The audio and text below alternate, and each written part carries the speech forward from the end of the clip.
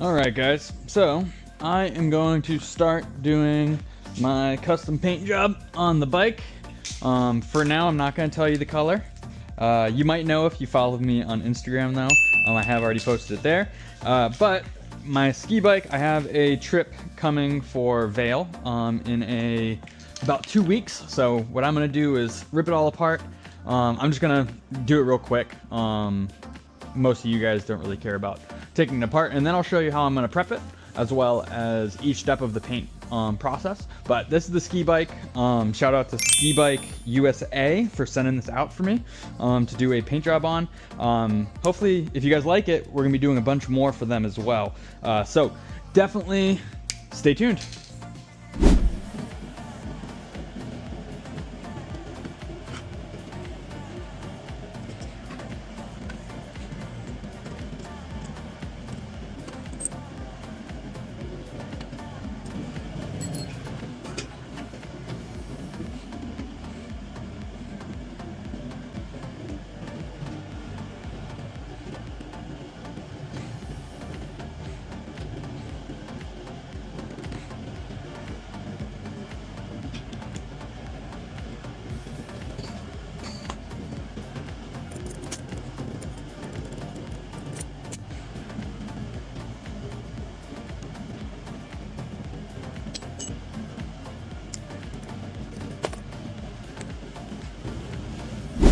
All right, so everything's taken apart. It took me about 15-ish minutes, maybe closer to 20, only because I don't have most of my tools here. They're all at the shop.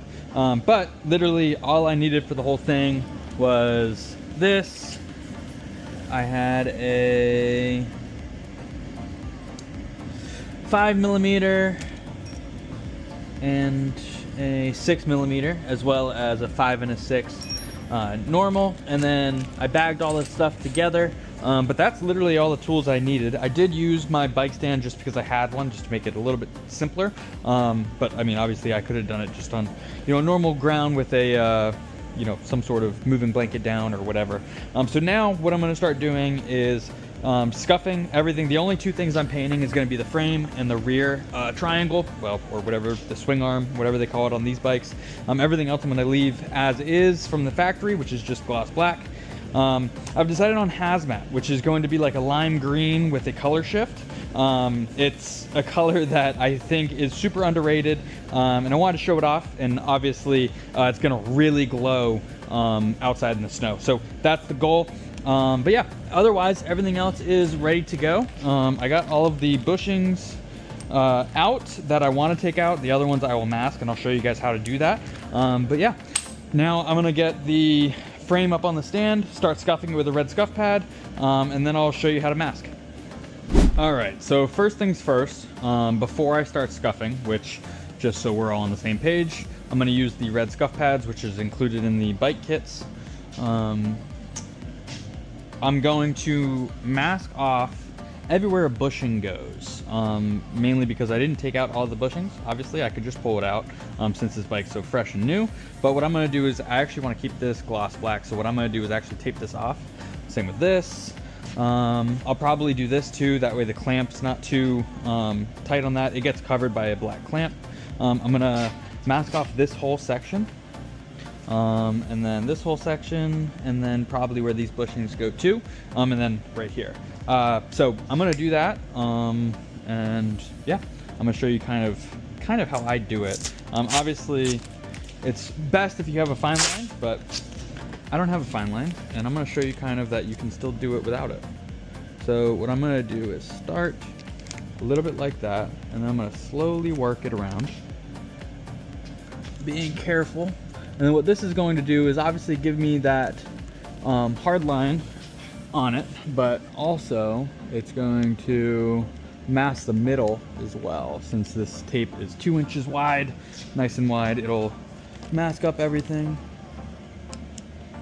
Now most people, they would rather have a little bit of the that little, I guess, the lip get paint rather than mask a little bit on the bike. So if you're going to lean one way or another, lean that way, but obviously try and get as close to that edge as possible. And then what I'm gonna do is make sure it's nice and tacked down, and then just kind of push in the tape. So that way it's nicely taped the whole way around, which I'm happy with that. Make sure it's nice and pressed down, and then rinse and repeat around the whole bike. I'll show you how I just did this. So basically, let me turn this so I can kind of show you a little bit better. Come on. Okay, so what I do is actually take a piece of tape like this, kind of roll it like this, and then ball it up, and then twist it that way. That way the tape side, the sticky side is out. And then what I do is stick it into the hole. Now I know this probably isn't the best way, but it's effective. And then I press that way it kind of sponges out the middle. And then what you have is the inside done, but then the outside, which I need to actually make this one a little bit thinner. So what I'm gonna do is just twist this up so that way it doesn't get quite as squished. So I want the squish to be in the middle rather than the outside. And then there you go. And the reason being is just because obviously a bolt goes through, and that's kind of an important area. That's where the rear shock attaches. And there's I don't know if you can tell, but there's a gasket slash, I guess, washer that goes there. So it doesn't really matter if a little bit, gets covered there, but it's better safe than sorry, because you want the bolt to be able to go back in. Obviously, you could always take a little bit of sandpaper or, jam the bolt through, but, I like to be a little bit safer than sorry. And I'm gonna do that same exact process into here to cover the threads. And then obviously here, and then I'm gonna back mask in here, which I guess I can show you. So what I like to do is kind of stick it in a little deeper. That way it covers up everything. And then kind of the same deal. Press it inside of each other. And then I'll use a little bit bigger of a piece. But that's kind of how you do it, is you wrap it that way and then you fold it into itself, and then it'll cover that whole area. And then this will be that ball method, and then this will be that ball method. But yeah, let me finish up. So what I've actually decided to do on where the pedals go in, I'm just gonna tape straight and then use a razor to kind of trim it. Kind of go around. Because I don't mind if it's black there, and I think that that'll just end up actually looking better. And just be a little different.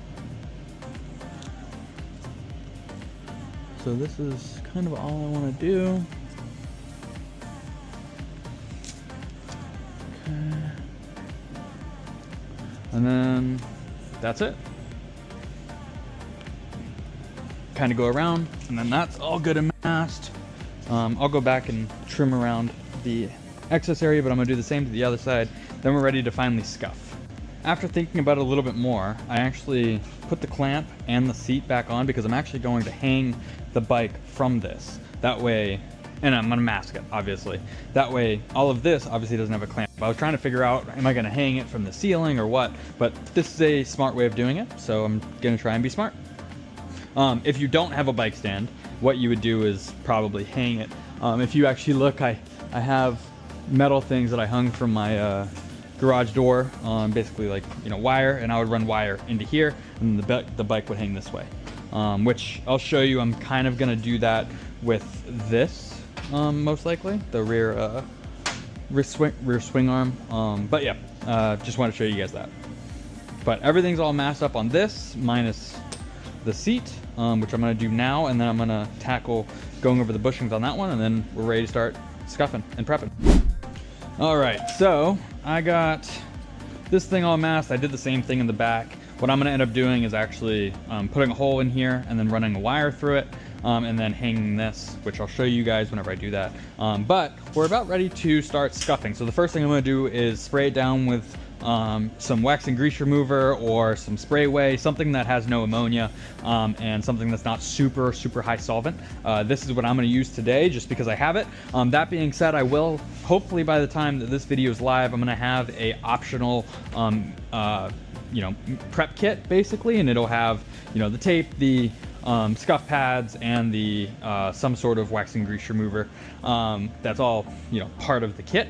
Right now the kits just include 2 primers, 2 clear coats, 2 colors, and then I'm going to start building out tri-stages as well. Tri-stage means you do like a base coat, then you do like a mid coat, which gives like more effect, like an effect coat type of deal, and then you do the clear coat, which, you know, it depends on the color. Actually, you know, something that is a tri-stage would be something like this on my car, which I'll drop, you know, another photo here.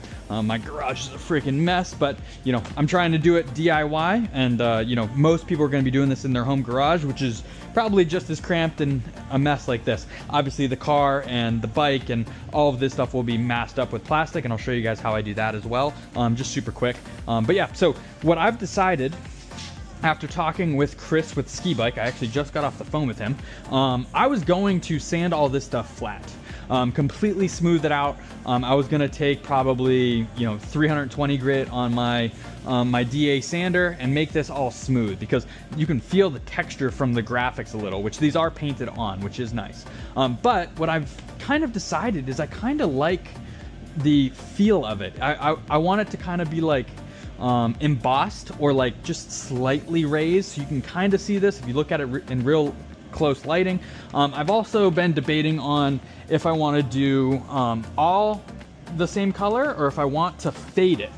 Fade would be, you know, spray the bike the green, which is what I want, and then kind of mist coat black this way, so that way it kind of slowly transitions from black to green. I'm debating on doing that. I might just do it all green. I probably won't decide until I see it all green first, but, you know, nonetheless, I've decided for sure I'm just gonna scuff this rather than, you know, sanding this smooth. I'm just gonna scuff it, that way you can still feel it. I still got a mask in here. I'm glad I just saw that. But yeah, so now I'm gonna clean this, mask this, clean this, and then do the scuffing.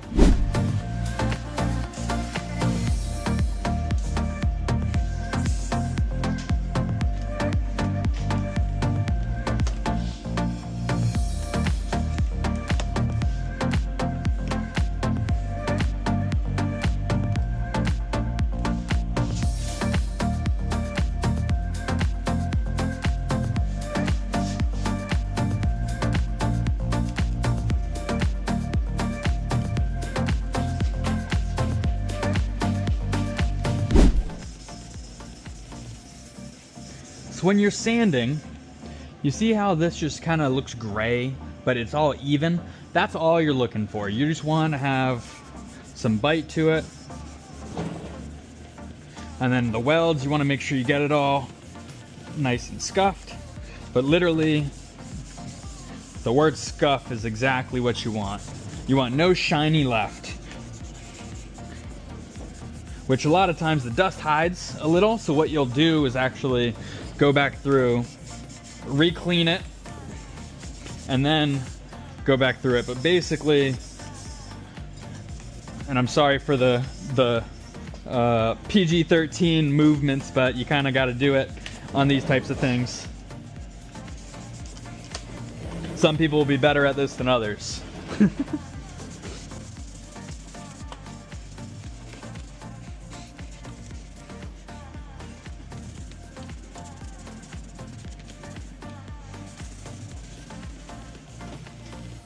I already swept this out. It's kind of hard to tell, but what I'm gonna do now, after I clean this, I'm gonna get a 5-gallon bucket of water or a hose or whatever and hose down this floor and anything else in the area. So I'm gonna spray the back wall. I'm gonna have this. I'm actually gonna move it out a little bit because I don't want to get overspray on that. And then I have my fan, which I normally use it for, you know, dust, whenever I'm, you know, woodworking or whatever, but any sort of box fan that doesn't have like a, you know, an explosive motor, which most don't, you would just either put in like your window or whatever, and then open the door, that way there's a cross breeze. But yeah, so this is something I grabbed on Amazon. I can put a link below, but I think it was like 150 bucks or something like that.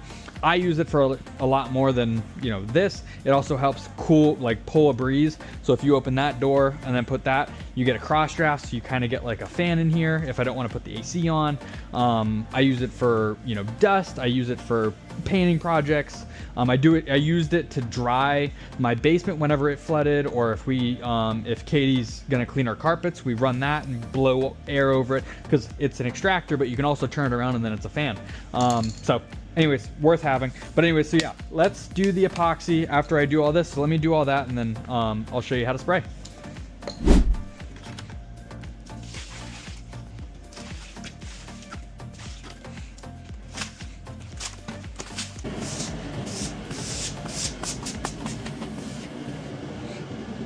Also, you can see I just covered everything with a little bit of plastic. The good thing is we're using aerosols, and then I also have that beast of a fan, so there's really not going to be any overspray, but safe than sorry. It's just some cheap plastic. You can get it at Home Depot. We obviously sell it on the website, which is specifically for painting, but you know, for just covering stuff, it's not the end of the world. If you know, you would definitely want to make sure this is at least solvent resistant, but you know, for just covering your area, it's a little different.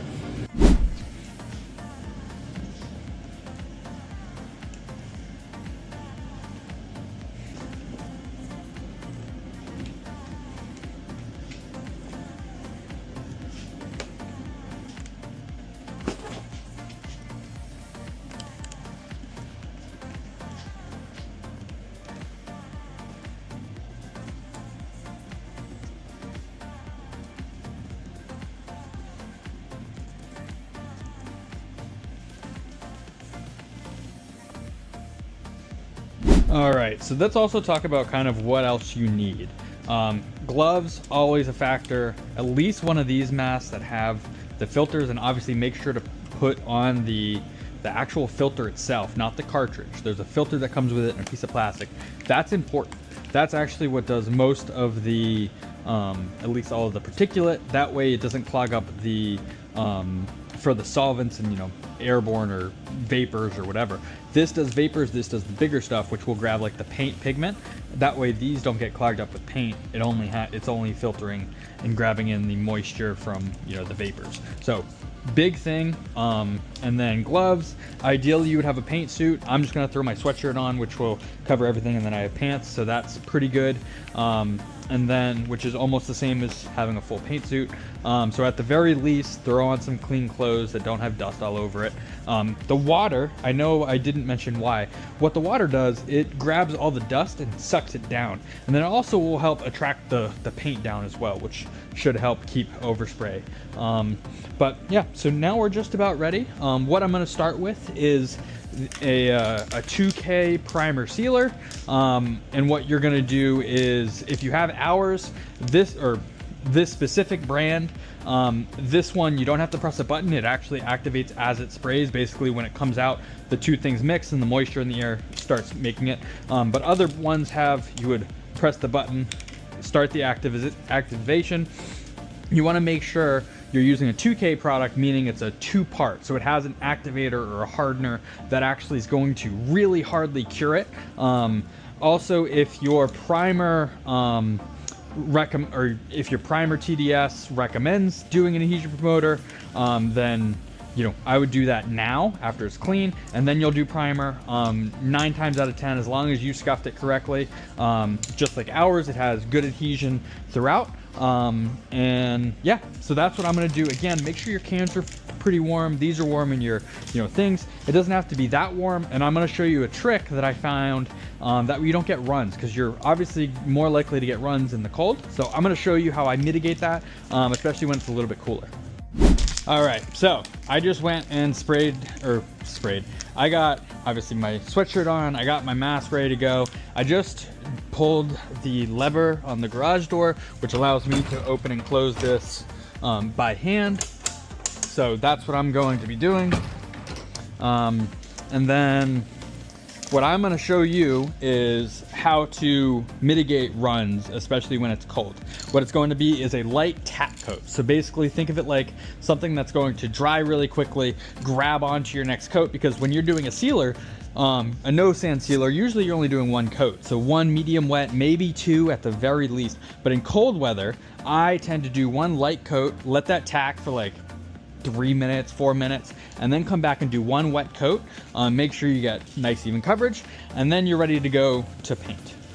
So that's what I'm going to do. And right before each coat, I'm gonna lift that up, turn on my fan, spray the coat, give it a minute, pull it back down, because obviously I don't want to be wasting the heat, but I also want to make sure all of the solvents and stuff are going out. And the good thing is we're gonna have a nice breeze, and this thing's a beast with pulling stuff out.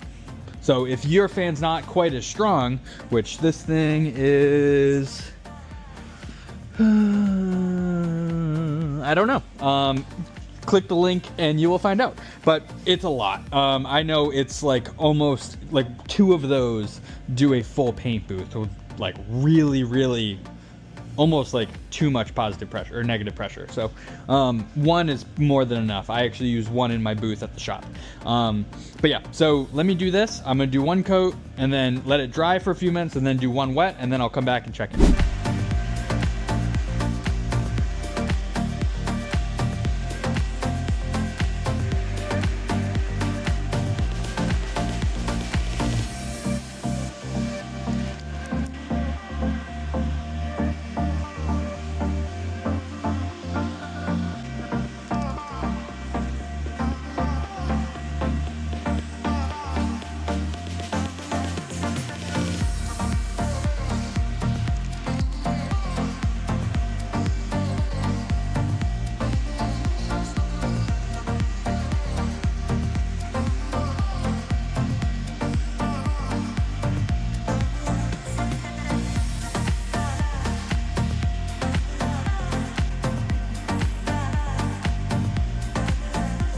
All right, so this has only been 2 or 3 minutes or so with the garage door back closed. So once, if you check like your masking, once it's dry and no longer fingerprinting everywhere, you're good to go. That you can tell is a little bit wet still, so I'm gonna wait.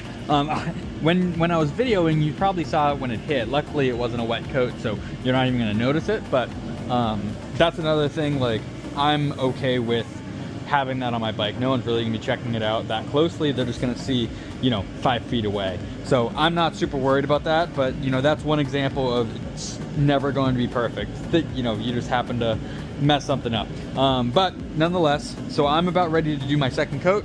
I'm gonna shake the can for another minute, bring that up, and then open that door, which I almost forgot, but then I saw the air was kind of coming this way.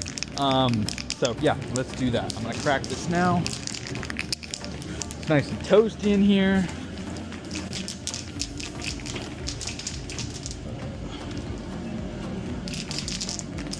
Also, just so you guys know, if I was painting a full vehicle or with like a spray gun with a lot more pressure, I never would be running this as I do it. And honestly, you probably should turn it off as you're doing it, but with how much draft I have, especially with that thing, I'm not super worried about it, but I would recommend you guys shut it off. But yeah, so let's do that, and then I'm gonna spray the last coat of sealer.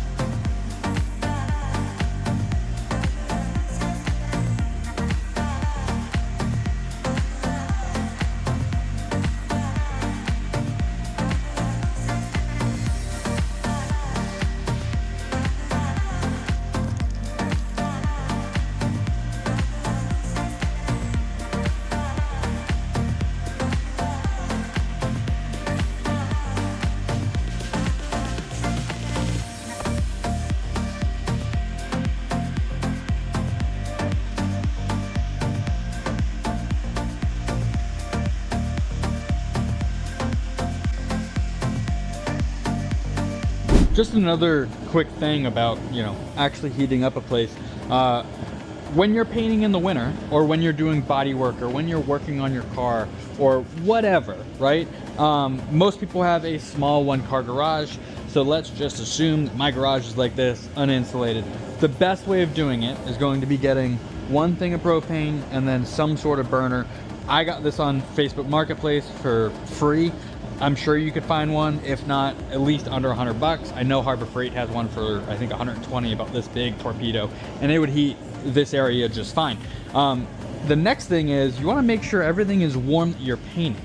So have them close to it while you're prepping it or whatever. Not so close that it's like burning it, but you want them to be warm. Another thing you can do for the spray can specifically is, I've seen people use a crock pot, fill it with water, and then put the cans in it. It keeps the water warm, and it warms the cans up really well. You want the cans to be warm. That's actually one of the biggest priorities of it, because otherwise it might sputter, and it might not dry well or whatever, and you're gonna get less runs if this is warm, and the material's warm. So to get whatever you're painting warm, you either want to leave in the room that you're heating for a while, or ideally, if it's a small thing, go put it inside overnight. That way it's nice and warm before you start bringing it out here, and then get this area nice and warm. So you're taking it from a warm area to a warm area. Especially with metal, it's really important that it's warmed up. Otherwise, because if it's the cooler, it's not gonna work very well with the products, right? These products are meant to be sprayed in 60° plus, which also means the panel needs to be 60° plus. And you know, you can get fish eyes, but more especially, you'll get runs. So the colder the material is and the substrate, and then the air, lastly, that's gonna be where you're gonna get your runs, because obviously the outside is going to be warm, so it'll kind of help flash it, but then these will also help make it grab, because when it hits the panel and grabs, then you're less likely to do runs, which is another reason why we tend to do the tack coat for you know, basically for primer, sealer, and for even clear coat. I do the same, you know, thing. Do one tack coat so it grabs on, and then go on with your wet coats. All right, so what I'm gonna do, the sealer, I did one tack coat and then 2 medium wet coats, just to make sure everything was nice and even. You don't want to go too heavy, trying to get coverage on one coat, depending on what you're spraying over. In this specific one, I did the lighter color. If I was going black primer, one coat would have been plenty. Really, what you want to make sure at this point is that everywhere at least had one layer to fill any of the scratches from the scuff pad, and then also make sure it has really good adhesion. But for specific colors, not so much the color we're spraying today, but other colors that require, you know, really good coverage, or you're spraying a mid coat. So like my Raven color shift, which I did on my other bike, I had to do a black base and then the Raven. If I had any spots that the yellow was poking through, especially for that color, it would have been really terrible. So the sealer not only is doing adhesion, it's also leveling out the surface, filling in the scratches from the red scuff pad, but also it's making it all one color. So no black chips or scratches, or in this case graphics. You want to make sure it's all one color before you put on the next process in the base coat. So what I'm going to do, after you spray the sealer, and once it's dry to the touch, then you wait at least an hour. Depending on the product, make sure to read the tutorial or your TDS, depending on if you're using our products or not. But on this specific one, since it's epoxy based, you're good from 1 hour after until about 6 hours. So you want to spray within that time period. Other ones, like other, you know, sealers, you might have to spray between 30 minutes and an hour and a half, right? You have a less window. And if you go past that, you then have to scuff it, usually with a gray because it's a little finer, and then go to base coat. So just keep that in mind depending on the product you're using. But for this one, I'm gonna go eat dinner, and then I'm gonna come back out, and then we're gonna spray base coat and clear coat. All right, so I have done eat. I just turned this back on. I had this over here just to kind of heat this up a little bit, just that way it was a little warmer. Obviously I went around and looked to see if there was anywhere I needed to sand. There was one little piece of dust over here that I sanded out. Otherwise, now that I touched it without gloves, I now have to wipe it down again. But otherwise, you could just lightly go over it with a microfiber to make sure there's no dust. or if it looks perfectly clean, or you could also blow it off with a little bit of air or take a tack rag, whatever you want to do. I'm gonna do spray just to be safe. It'll help pull off any dust or anything. And then as long as there's no runs or anything like that, which I know I don't have any, I double checked. But if you did, what you would do now, once it's cured, you would take, usually I take 600 wet. So I put a little water on some sandpaper and then wipe it down. So like if there was a piece of dust, that's how I did it over here. That's what you would do there. With a run, you would probably want it to sit for probably 2 or 3 hours in about 60, 70 degrees. You could also heat gun it to make sure it penetrates really well. And then once it's you know, dry, I would then sand it flat with probably 320. And then I would go around and then re-clean and then do one more light coat sealer and then wait another hour and then do it. Only because most likely when you get a run, when you're sanding it out, you're gonna end up sanding around, so you'll see, you know, whatever you're spraying over underneath. Otherwise, I have these nice and warm. I did take these into the house whenever I went in to eat, so they're nice and warm. And then, yeah, so I'm gonna wipe that down and then we're gonna start spraying some color. All right, so we are good to go. I re-wet the entire floor. I wiped it down with the glass cleaner, and then I also tack ragged it. Now it is ready for some base coat. So for the base coat, every single color is going to be a little bit different. I like to spray medium light usually, because that works for every single color, and our base coats actually do ceph level really well, especially when it's, you know, not in direct sunlight or, you know, 90 degrees or whatever. The lighter coats is actually going to work out just fine. And you'll see as I spray kind of what that means. So what I'm gonna do is shake this for a couple minutes, put my mask on, crack the door, turn on the fan, and then let's spray some base coat.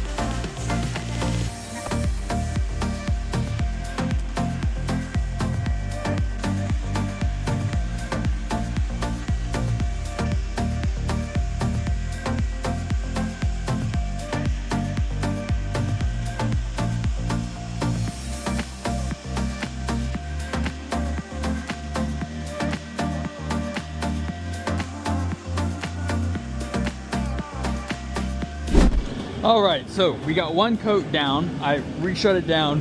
Gonna get the temperatures back up because that thing really does suck in some cold air. But you can see we're not fully covered. You can still see a little bit of gray, but you can start to see the pearl, start to see the, you know, the sparkle and that kind of stuff. What I'm going to do is this coat, I'm gonna do exactly like I just did that one. And then halfway, probably like halfway dry, I'm gonna come in and spot shot. When I say spot shot, basically what you're gonna do, if I was trying to make sure, you wanna make sure all the nooks and crannies are covered right now. So in here, you can see this is going to be very difficult to get to.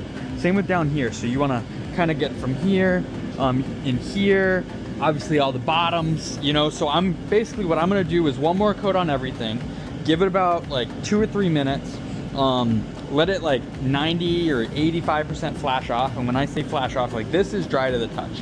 Like when you press this, you're not fingerprinting. So then you're good to recoat. So, and obviously you want to make sure everywhere, especially down here where there's going to be less airflow and that kind of stuff. You want to make sure everything's dry to the touch, or at least doesn't look wet, doesn't look like super glossy. Like this is the finish you want to be looking for, like just like a medium satin sheet. So then that's what you want to do. and then you're gonna come in and spot shot or touch airbrush or touch up or wherever, and make sure you get everywhere nice and green, or whatever color you want to do. Certain colors like super shifts like Raven and Hangman and that kind of stuff. Hangman usually is 2 coats over black.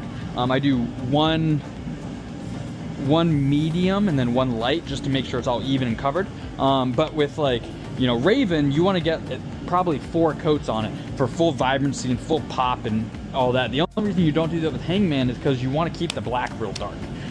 If you overcover it, the black almost becomes like a bluish purple. So you want to keep the black as dark as possible. But nonetheless, 90% of our colors that are base coats and not mid coats. So all of our base coats you're going to spray exactly like I'm doing now, and then mid coats you would spray a little bit lighter, and then read the description and it says how many coats is recommended.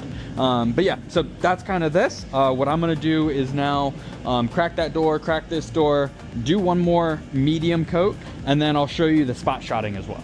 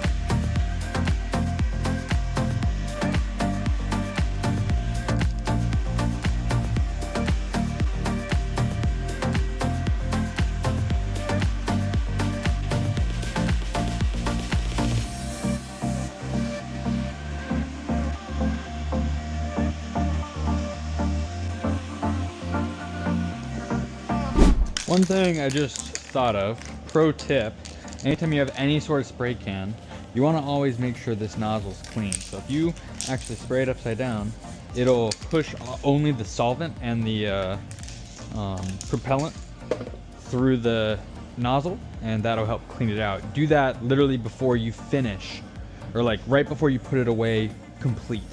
So this thing's looking good. It's all covered, it's all dry. I had it actually, I had this in here nice and close on like medium heat, and it is dry to the touch everywhere, even the bottom, even that. I did cut this and dust in just because the tape was actually hitting here. You can see I'm not super worried about it. That's going to be facing down, but at least I got it all covered. I just covered over where, you know, the tape was flapping and hitting the wet paint down to the primer. Luckily, you know, most of our colors, like this color, is very easy to spray and easy to work with. So, you know, all I did was, you know, went over it. If you didn't want to have that texture, you would wet sand that with 600 and then do probably 2 coats of the green over top after you clean it, obviously. But otherwise, we're ready to go. It should be nice and warm. I mean, it's not hot, but it's probably 65, 70 degrees, which is about what it is in here, simply because of this thing. And just leave it. I'm gonna put it over here. And then what I'm gonna do is get my new gloves on, get my mask on, and get ready to spray. All right, so it is time to clear coat. So in this scenario, I just want to make sure, if you guys aren't using my bike kits that I sell on thespraysource.com, you want to make sure you're using a 2K clear coat. I can't stress this enough. You're going to beat the shit out of this thing. It's going to hit rocks. It's going to get hit by trees. Whenever you're packing it up, it's going to get scratched. You know, it's going to get laid down. It's gonna be hung up in the back of your truck or your SUV and bumping stuff. You want to have a really durable product, and having something that has an activator or a hardener in it, whether it's this type which self-activates, which is the only one of its kind, or the type that has the button. You just want to make sure you have a 2K clear coat and that you put enough on it. So I'm going to do 3 coats on this, and I'll show you, just like the primer, because it's cold, I'm going to do 1 light coat and then either 2 or 3 wet coats, depending on how I feel and how wet it goes on and how smooth it looks. But I just wanted to make sure you want to use 2K primer and 2K clear coat on this. Obviously base coat's never a 2K unless you're doing a single stage, which for this base coat's going to give you the best effect, and then having a top coat on top, which would be clear coat, is going to give you the most durability and the most depth. So that's how you want to do it. Floor's wet. I'm gonna crack the door, crack this, and then go on and start spraying. That being said, these 2K products, you want to shake the living crap out of it. So I'm gonna shake it for probably 2 or 3 minutes, and then I'll show you kind of the pattern. With these spray cans, just about any spray cans, you want to be about, almost a foot away, maybe closer to like 9 or 10 inches, but that's how you're gonna get it to flow out without sagging it, and you're not gonna pull up too much. Also, I wanted to point out, hopefully you noticed, whenever I was doing priming and whenever I was doing the base coat, obviously whenever I was spot shotting is a different story, but on the last control coats and even the main wet coats, I tried to do as long of a pattern as possible. Rather than like just doing like this back and forth the whole way, I went like this, which was a lot longer of a stroke. That way you don't pull up, you don't get runs, you don't get what they call hot spots where it could be mottled up. So that's going to help bring it out. With clear, I like to work a little bit slower, which you'll see. Actually, more like the primer. So like basically you just want it to be fully wet. This first coat, what I'm gonna do again, it's gonna be a tack coat, it's gonna be like a dust coat. And then the second coat, you're gonna get it to almost fully float out. If you were trying to, basically fully wet it out, glass it out, make it look like a mirror, you don't want to get to that point on your first coat.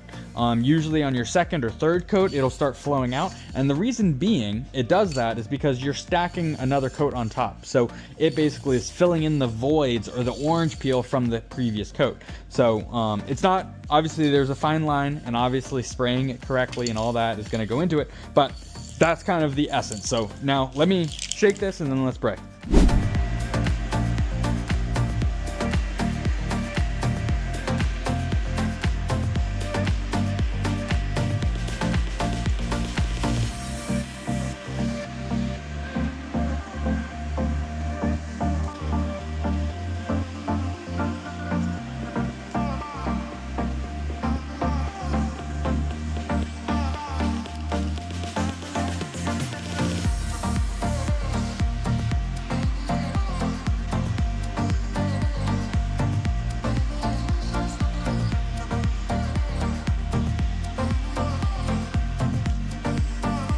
Seeing me do a tack coat of the clear coat. So just like the primer that I showed before, the tack coat is meant to give a light dust coat on the entire surface. That way the first wet coat has something to grab onto. Especially in cold temperatures, you want to have something for the wet coat to grab onto. Otherwise you'll get runs and sags and that kind of stuff. Now, after this dust coat, I'm going to do a wet coat. I unfortunately don't have footage of that first wet coat, but if you watch the next coat, which is going to be the second and final wet coat, that's going to be the same way that you would apply the first wet coat after doing this tack coat.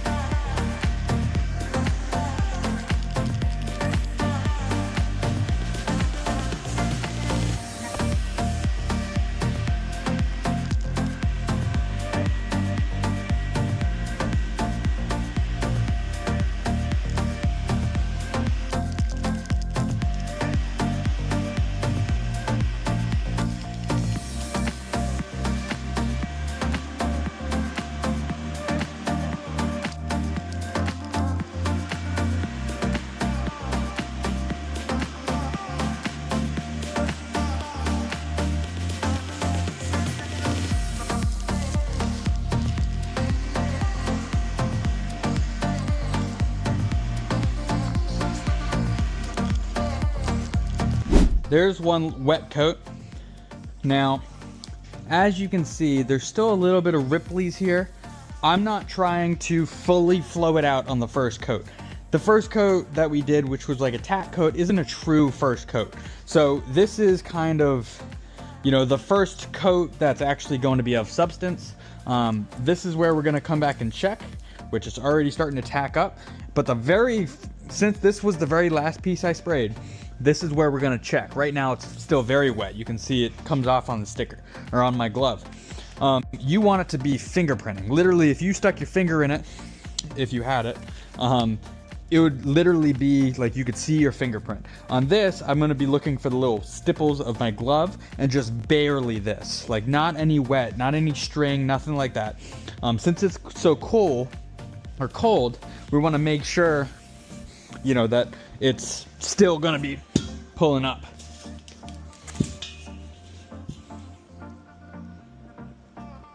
Looks like I might actually be out of propane. So this whole bottle, just to show you, I started this at 7 a.m. I was working on the car, I was cleaning up, I was preparing. So this has been going basically nonstop since 7 or 8 this morning, and it's about, I think, like almost 8 p.m. now. So more than 13 hours this has lasted me. Granted, I didn't have it on high basically at all until it got up to temperature. I had it on high for maybe an hour of that, and then I had it on low basically all day. Which this project really should only take you, you know, maybe 3.5, 4 hours, you know, max. So that's kind of, minus obviously disassembly. Disassembly will take you a little bit longer. But yeah, so this is one coat. Now we're gonna wait, let this dry up, and then we're gonna hit it with one more, and then we'll check in, and maybe we'll go for a third coat. Usually I do like to go for 3, but you know, I did go a little bit heavier on that first coat, which we're looking good. It's looking really good. I'm pretty excited about it. This color is gonna be so cool. I don't know if you can tell on camera. I'll make sure to get good footage of it on my phone, but it has a really good color shift to it, and really heavy pearl.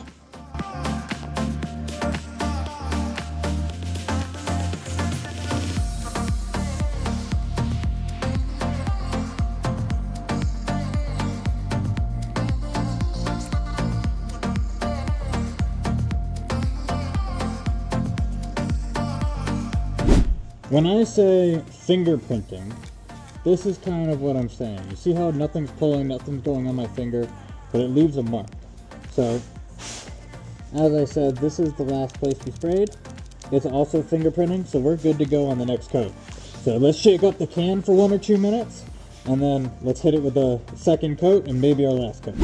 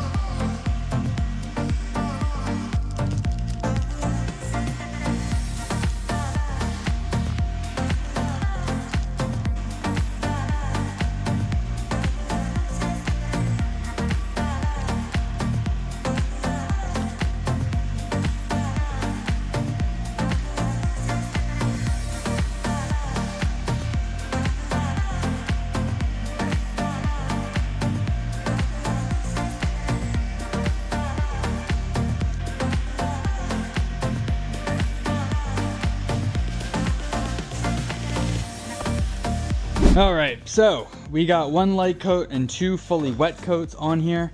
I would say it's looking pretty good. I do have a run here and a run on the bottom of that. as well as it looks like there's one coming in here, but that should roll around so no one sees it. If they do, that's my signature. I would say for a DIY paint job, we are looking really good, especially given how cold it is. I should have given it a little bit longer, and also went a little bit lighter, because it does, you know, I'm used to spraying with a spray gun. With aerosols, you definitely want to back up a little and let it flow out. It's gonna move and work itself, rather than with a spray gun, you know, it does, but not as much, right? It's more reliant on, you want to spray it how you want it to end up looking. With a aerosol, it kind of does self-level a little bit more because it's lower PSI. So it's relying on the product itself more to flow out. But nonetheless, I'm happy with it. I'm gonna keep an eye on it. If there is any runs, I'm gonna end up wiping it with my finger, and maybe misting over a coat, but probably not. Probably just knock it down just so that way it's not super visible. Because again, luckily it's just in the clear coat. And then if I wanted to, since this is a 2K product, you could wet sand it and buff it out. For my purposes, I'm not going to. No one's ever gonna see it. From here, I don't see a run. I don't know if you do. From here, no runs whatsoever. I just see a badass color. Which 99% of the time, that's how your project should be as well. And having a mindset like that is A, going to make it a lot more fun, and B, just keep you sane, because paint is difficult. Just make cool crap and customize everything you have, because I know I love to. Between this, my bike, my car, my sunglasses, my meta glasses I'm currently wearing, just in general, I love to customize, and hopefully you guys do too. I'll check in with you on this tomorrow after it cures up overnight. All right, so I let this dry overnight. It's now dry to the touch. So I wanted to shut, obviously I didn't leave the flame on in the garage all night, but I wanted to get this up in front of the fire. Since I have it, I'm gonna let this bake in front of the fire for probably 2 or 3 days. I'm not in a rush to work on it, and I would recommend you guys not to be in a rush also. If you're gonna do a project like this, expect to not have it for, let's say, a week, just to give yourself more than enough time. Obviously if it's hot, you can speed it up, just leave it out in the sun for a day, but you want to make sure it's nice and clear before you start putting it together, because you know it's going to be semi-soft for a little bit. Which, one thing I wanted to point out, I don't know if you can really tell, but the design kind of shows through, but not really. Really, it just looks like a green bike, which obviously I kind of was hoping it was going to poke through a little more, but it didn't, and I'm fine with that. In all reality, the people that don't want it to show through actually might be perfectly fine with this. It's actually way easier to prep. Like literally sanding this took me less than 10 minutes. So I'm gonna let this cure up, and then I'm gonna unmask it, and then I'll assemble it. I'm gonna cut the tutorial here now, but if you want to see this bike together and me ripping it in Colorado, follow my Instagram, Tommy Knows Paint. And yeah, otherwise I'm pretty happy with it. It's nice and glossy. You can see it has the color shift. It's nice and smooth. There's all the runs kind of work themselves out. This one's still a little bit here, but I did wipe the head a little after it was tacked up, which kind of, you know, hides it. No one's gonna see it on the mountain, and personally I don't really care, and hopefully you guys don't either. If you wanted to, yes, you could wet sand and buff this out if you really wanted to, but I'm perfectly happy with that finish. For a spray can, especially on something I didn't want to go too heavy on because of all the nooks and crannies. If this was like a flat piece or a piece that didn't have all these intricate areas, I would have went a lot heavier. That's just being honest. I didn't want to have any runs here. I just wanted it to be glossed out and flowed out so it's not dry here and rough, which it's not. As you can see, it's not rough, it's not no runs or anything, so lighter is better. Not too light, because then you'll get dry spray and like really bad texture, but you know, you want to go, you know, medium wet, which will give you a finish just like this, which is a OEM style orange peel from a vehicle, which in my opinion is more than great. That being said, with these cans, you can get really, really, really good glossy glass-like finishes if you're spraying something more rounded. Like if I was gonna spray this sign, it'd be a perfect mirror because I would lay it down and I would paint it this way. So that's just one thing to keep in mind. Don't be too hard on yourself, and I can't wait to see what you guys customize. If you do buy one of my bike kits or any of our spray cans or any of our vehicle kits, because we sell vehicle kits that are DIY and comes with instructions and everything. If you buy anything from us and custom paint something, customize whatever, whether it's a bike, your helmet, which I'm gonna do a video on my helmet next, no matter what you paint, tag me, tag the spray source and Tommy Knows Paint on Instagram, Facebook, TikTok, wherever you're gonna do photos and videos, and we will repost it. And I will happily comment and tell you did a great job if you did a great job. And if you have any questions along the way, feel free to reach out to me or my team. My team also monitors my social media as well, so if there's any technical questions they can answer, they're gonna answer it as well. Otherwise, I handle it. But yeah, so hopefully you can see the blue here. I got blue, I got gold, I got green. It's just a cool color. Hopefully you guys like it.